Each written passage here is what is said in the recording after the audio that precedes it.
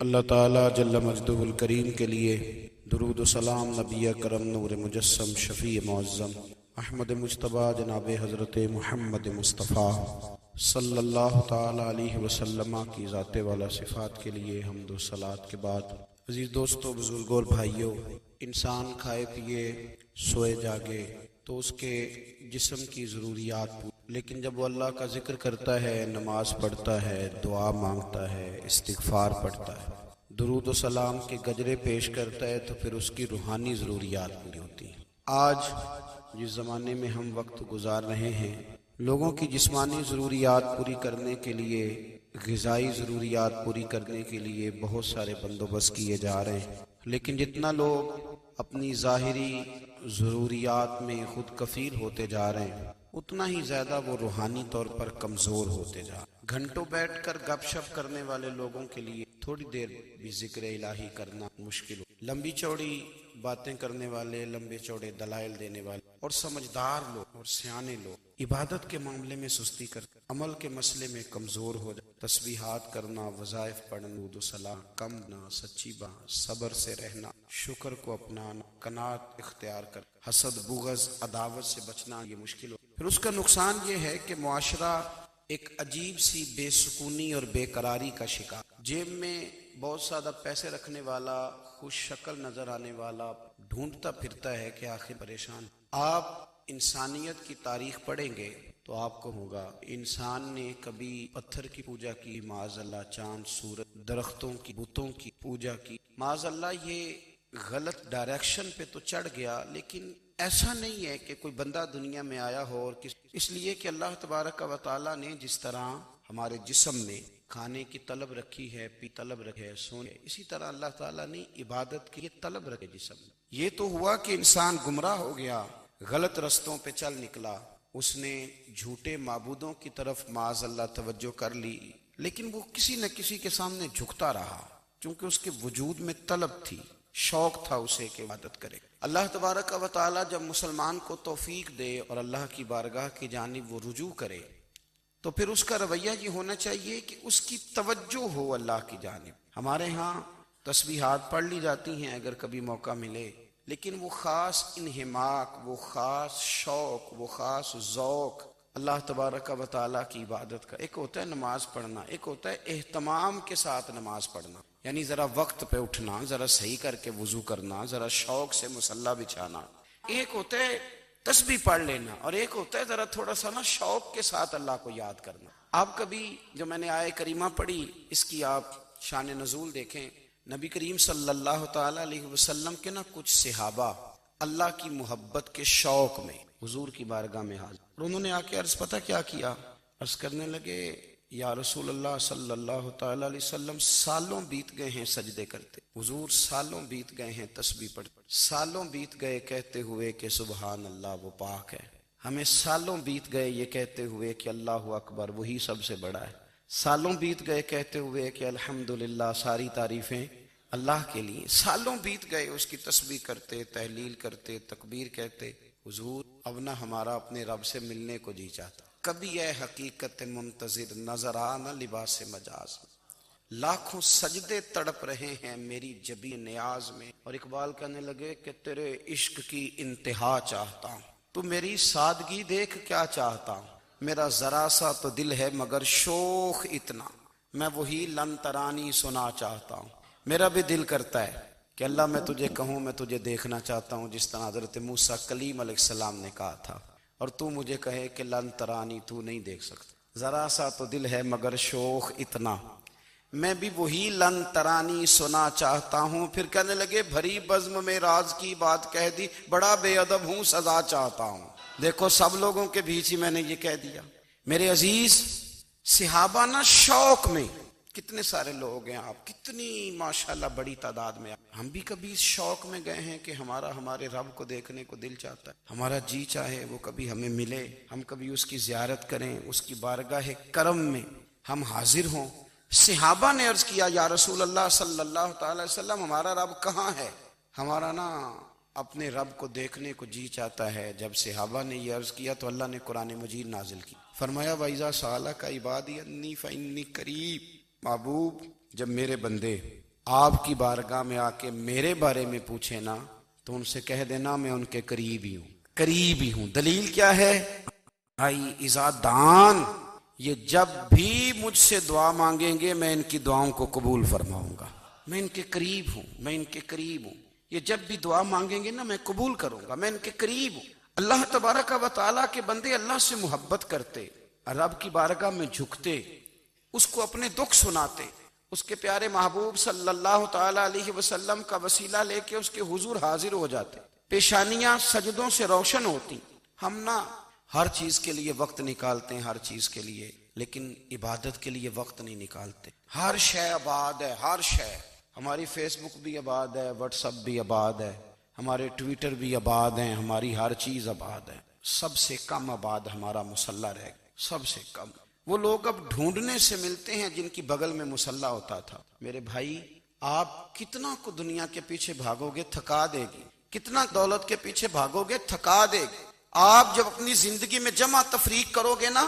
تو مرتے وقت احساس ہوگا کہ سارا کچھ تو لوگوں کے لیے کیا، اپنے لیے تو کر ہی کچھ نہیں سکے۔ اور ہم عبادت کے معاملے میں بہانے بازی بھی کرتے ہیں۔ ہم کہتے ہیں اوہو رزق کمانا بھی تو عبادت ہی ہے نا، تو میں حلال روزی کے لیے جا رہا ہوں، یہ بھی تو عبادت ہے نا۔ میری طرح کے لوگ کہہ دیتے ہیں کہ میں سویرے اٹھ کے مدرسے میں کچھ اسباق دیکھتا ہوں تو یہ بھی تو عبادت ہے، میں بیان کرنے کے لیے مطالعہ کرتا ہوں تو یہ بھی تو عبادت ہے نا، اتنے لمبے سفر کر کے ملک میں دنیا میں گھومتا ہوں تو یہ بھی تو میں عبادت ہی کر رہا ہوں۔ اب اسپیشل نفلوں کے لیے وقت کس طرح نکلے، اسپیشل کر کے تسبیح میں کیسے چلاؤں، میں سارا کچھ ہم بہانے بنا لیتے ہیں نا۔ میرا سوال یہ ہے کہ یہ ساری باتیں صحابہ کو، نبی کریم کو، دیگر لوگوں کو بھی تو پتہ تھی نا، لیکن آپ غور تو کریں 23 سال حضور کو وقت ملا، مختصر وقت ظاہراً تبلیغ کرنے کے لیے، پوری دنیا میں دین بھی پھیلانا ہے۔ گھر میں 11 ازواج ہے، 4 بیٹیاں ہیں، ان کی اولادیں، سارے کام کاج بھی دیکھنے ہیں۔ لیکن سیدہ طیبہ طاہرہ حضرت عائشہ صدیقہ رضی اللہ تعالیٰ عنہ فرماتی ہیں سارا دن تبلیغ کرتے، ہر غلام کے دکھ سنتے، گھر میں آتے تو اپنے گھر والوں کا خیال کرتے، کام میں ہمارا ہاتھ بٹاتے۔ قربان جاؤں، کہتی ہیں زمانہ سارا سو جاتا لیکن آمنہ کے لال مصلی بچھا لیتے۔ دنیا سو گئی، ساری سب سو گئے، جو خدام تھے، وہ جو غلام تھے وہ سو گئے۔ صحیح مسلم میں لفظ ملیں گے، سیدہ پاک فرماتی ہیں او میرے نبی کے غلاموں، میں نے یہ رنگ بھی دیکھا ہے کہ حضور نے اتنا کھڑے رہے، اتنا قیام کیا، اتنا قیام کیا کہ مقدس پیروں میں ورم آ گئے، سوج گئے پیر، اتنے بڑے دل پہ ہاتھ رکھ کے نہیں بتا سکتا کہ میرے کبھی نماز میں پیر سوج، کوئی نہیں بتا سکتا۔ بچوں کی روٹی کماتے تھک گئے بات الگ ہے، ہم سیر کرنے گئے تو تھک گئے بات الگ ہے، لیکن عبادت میں یہ بھی تو مسلم شریف ہے نا، یہ بھی تو دین ہے نا، یہ بھی تو حضور کی سنت ہے، یہ بھی تو وہ چیز ہے جو کریم کی آنکھوں کی ٹھنڈک ہے۔ سیدہ فرماتی ہیں پیروں میں ورم آ گئے، اور ساری رات ہی حضور نے نماز پڑھی اور ایک ہی آیت بار بار دہرائی۔ مسجد نبوی میں بلال حبشی نے فجر کی اذان دے دی اور حضور ابھی مصلی پہ تھے، کریم فارغ ہوئے۔ میں نے عرض کی یا رسول اللہ صلی اللہ علیہ وسلم، آپ کے تو صدقے اللہ اگلے پچھلوں کے گناہ معاف کرے گا، تو آپ اتنی آہوزاری کیوں فرماتے ہیں؟ آپ تو شفیع ہیں، آپ تو انبیاء کے امام ہیں۔ تو حضور نے فرمایا عائشہ تم نے گنوایا ہے نا میرے اللہ کی مجھ پر کتنی رحمت ہے، افلا اکون عبدا شکورا، فرمایا اگر اس نے اتنی نعمتیں دی ہیں تو کیا میں اس کا شکر گزار بندہ نہ بنوں، میں شکر گزار بندہ نہ بنوں اس کا؟ پھر اگر اتنی نعمتیں اس نے دی ہیں، مجھے اتنا نوازا ہے، تو پھر میں اس کے سامنے سجدے نہ کروں؟ او میرے بھائی، بڑے قابل فخر لوگ ہیں ہم کہ ہم نبی پاک کے غلام ہیں، ہم قابل فخر ہیں کہ نبی کریم کے غلام ہیں۔ کیا کبھی اس غلامی کے شکرانے میں بھی 2 نفل پڑھے کہ یا اللہ تیرا شکر ہے تو نے ہمیں حضور کا غلام بنایا؟ یاد رکھیں کہ اپنی روحانی زندگی کو آباد کریں، استغفار پڑھیں، تسبیحات کریں۔ حضرت عبداللہ ابن عمر رضی اللہ تعالیٰ عنہ حضرت عمر کے صاحبزادے، مکہ مکرمہ میں ان کی قبر ہے۔ میں نے جب انہیں پڑھا تو مجھے ان سے بڑا پیار ہو گیا، لیکن آپ کو پتہ ہے وہاں جا کے کسی شخص کا مزار تلاش کرنا یا پوچھنا ایک مشکل کام ہوتا ہے۔ تو ایک دفعہ میں مکہ شریف حاضر تھا تو ایک گاڑی والا ڈرائیور مجھے کہنے لگا کہ مولانا میں آپ کو جانتا ہوں، مجھے آپ سے محبت ہے، ایک بات بتاؤں آپ کو؟ میں نے کہا بتاؤ۔ کہنے لگے حضرت عبداللہ ابن عمر کی قبر دیکھنی؟ میں نے کہا یہ تو نہیں کہہ رہا، یہ کسی نے بندوبست کرایا ہے، یہ اللہ نے تیرے دل میں بات ڈالی ہے، یہ ہو گیا تو لے چل مجھے۔ حضرت عبداللہ ابن عمر کو نبی پاک نے فرمایا تھا راجل صالح، یہ نیک بندہ ہے، یہ متقی آدمی۔ حضرت عبداللہ ابن عمر رضی اللہ تعالیٰ عنہ سیدنا فاروق اعظم رضی اللہ تعالیٰ عنہ کے صاحبزادے ہیں، اور ان کی ہمشیرہ سیدہ حفصہ رضی اللہ تعالیٰ عنہ حضور کی زوجہ محترمہ ہے۔ ایک دن اپنی ہمشیرہ سے کہنے لگے کہ نبی کریم صلی اللہ تعالیٰ علیہ وسلم گھر میں آئے نا، اور اگر حضور غم امت میں پریشان نہ ہوں، طبیعت کو حشاش بشاش دیکھو، تو ذرا پوچھنا تو صحیح حضور کا میرے بارے میں کیا خیال ہے، پوچھنا تو صحیح کہ کریم کی بارگاہ میں میرا کیا مقام ہے، میرے بارے میں حضور کیا فرماتے ہیں۔ اب بہن کو کام بتائے، اور بتائے بھی بھائی، اور پھر بہن وہ کام نہ کرے، یہ تاریخ میں ہوتا نہیں۔ حضرت عمر فاروق رضی اللہ تعالیٰ عنہ کی صاحبزادی ام المومنین رضی اللہ تعالیٰ عنہ فرماتی ہیں کہ میں تو بس منتظر تھی، انہوں نے تو کہا تھا نا کہ اگر تم حشاش بشاش دیکھو تو بات کرنا، لیکن حضور تشریف لائے، میری باری تھی، میرے گھر تشریف لائے، کھانا پیش کیا تو فوراً میں نے عرض کی حضور ایک بات پوچھنی تھی، تو حضور نے فرمایا پوچھئے۔ میں نے عرض کی حضور میرے بھائی عبداللہ ابن عمر کے بارے میں آپ کا کیا خیال ہے؟ نوجوانوں میری بات پہ غور کرنا، میرے بھائی کے بارے میں آپ کا کیا خیال ہے؟ تو نبی کریم صلی اللہ تعالیٰ علیہ وآلہ وسلم نے میری طرف دیکھا، اور پھر حضور زیر لب تھوڑا مسکرائے، اور بریلی کے امام کہتے ہیں کہ حضور مسکرا دیتے تھے نا تو جو بڑا دکھی ہوتا تھا وہ بھی ہنس پڑتا تھا۔ اب سوال پیدا ہوتا تھا کہ پھر تو اس مسکراہٹ کے لیے انتظار کرنا پڑتا ہوگا کئی مہینے کہ حضور مسکرائیں تو رونے والے ہنسیں، تو اعلیٰ حضرت فرماتے نہیں، انتظار نہیں کرنا پڑتا، یہ مسکراتے رہنا تو حضور کی عادت ہے۔ جس کی تسکین سے روتے ہوئے ہنس پڑے، اس تبسم کی عادت پہ لاکھوں سلام۔ یعنی یہ تو عادت ہے حضور کی مسکراتے رہنا، اس کے لیے انتظار نہیں کرنا پڑتا۔ بھائیو آپ خیال رکھیں گے، غور کریں گے، حضرت عبداللہ ابن عمر رضی اللہ تعالیٰ عنہ کے بارے میں پوچھا تو سیدہ فرماتی ہیں کہ نبی کریم صلی اللہ تعالیٰ علیہ وسلم نہ زیر لب مسکرائے اور فرمایا حفصہ تیرا بھائی ہے تو اچھا، لیکن میں نے سنا ہے کہ عشاء کی نماز پڑھتا ہے تو فجر تک سویا ہی رہتا ہے۔ او نوجوانوں، 10 بجے تک سونے کی بات نہیں ہوئی، 9 بجے تک سونے کی بات نہیں ہوئی، 11 بجے اٹھنے کی بات نہیں۔ حضور فرمانے لگے میں نے سنا ہے کہ عشاء کی نماز پڑھ کے سو جاتا ہے اور فجر تک سویا ہی رہتا ہے، اسے چاہیے کہ تہجد کے وقت اٹھا کرے، اللہ کی بارگاہ میں حاضر ہوا کرے، آہوزاری کرے، سجدے کرے، عبادت کرے۔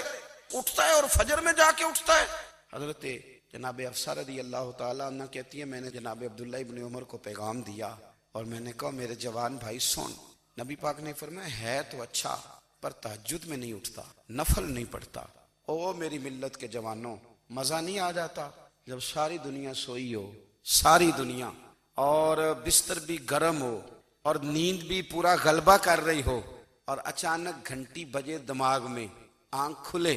گھڑی پہ نظر پڑے، 3:30 4 بجے کا پیغام گھڑی بتائے، اور کوئی چڑھتی جوانی والا اٹھ کے وضو کرے، اور جب وہ مصلی کھول کے بچھائے تو مدینے والے محبوب کہتے ہیں کہ ہر نماز پہ رب ثواب دیتا ہے، اور جو اٹھ کے تہجد کی نماز پڑھے اسے دیکھ کے تو رب مسکراتا ہے، جو اس کی شان کے لائق ہے، جو اس کی شان کے لائق، وہ مسکراتا ہے، خوش ہوتا ہے کہ میرا بندہ تہجد میں اٹھ گیا، وہ مسکراتا ہے۔ کاش ہماری صبحیں کبھی اپنے مالک کے نام ہو، کاش کے صبحیں۔ حضرت ابو الحسن رحمۃ اللہ تعالیٰ علیہ حضرت معاذ ابن جبل رضی اللہ تعالیٰ عنہ کے پاس بیٹھا کرتے تھے، فرماتے ہیں ان سے جو پیار بڑھا تو پھر میرا مصلی سے بھی بڑھ گیا۔ تابعی ہیں، فرماتے ہیں صحابی رسول سے محبت ہوئی تو ذکر سے بھی ہو گئی، پھر درود شریف سے بھی ہو گئی، محبت ان سے بڑھی تو پھر اللہ نے مسجد کا پیار بھی بڑھا دیا۔ آپ فرماتے ہیں کہ میری ہر وقت طبیعت چاہتی تھی کہ بس اللہ اللہ کروں، بس اللہ اللہ کروں، بس نہ میں ذرا تھوڑی جان چھڑاؤں لوگوں سے، کو 10 منٹ ملے تو میں کچھ 4 نفل پڑھ لوں، میں تھوڑا سا نہ بچوں لوگوں سے، اور مجھے تسبیح ملے تو میں نہ کچھ 400-500 دفعہ استغفار پڑھوں، سبحان اللہ، الحمدللہ، اللہ اکبر، لا حول ولا قوت الا باللہ، میں نہ تسبیحات پڑھوں۔ فرماتے ہیں کہ بچے تھے گھر میں 6-7، غربت تھی، کام ملتا کوئی نہیں تھا، اور میں کام چور نہیں تھا، کام ڈھونڈتا تھا، پر اللہ کی قدرت کے کام نہیں ملتا تھا۔ فرماتے ہیں کہ میں نے ایک دن اپنی اہلیہ سے کہا کہ آج میں پھر جاتا ہوں کام ڈھونڈنے، تو میری بیوی بڑی فرما بردار تھی، پر اس دن نہ غربت کے ہاتھوں تنگ آ کے کہنے لگی آج نانا کوئی چیز لے کے آیا تو مجھ سے بچوں کی بھوک نہیں دیکھی جاتی، یہ سب روگاں دا روگ محمد جس دا نام غریبی، کنڈ بلا کے لنگ جاندے نی دوست یار قریبی، آج نہ کچھ لے کے آیا تو میں بچے لے کے چلی جاؤں گی۔ شیخ فرماتے ہیں کہ میں بڑا پریشان گھر سے نکلا، پر میں نے صبح سے لے کے زور تک کام ڈھونڈا، کام ملا کوئی نہیں، تو میرے دل میں خیال آیا چلو کام نہیں ملتا تو اللہ اللہ تو کرے نا،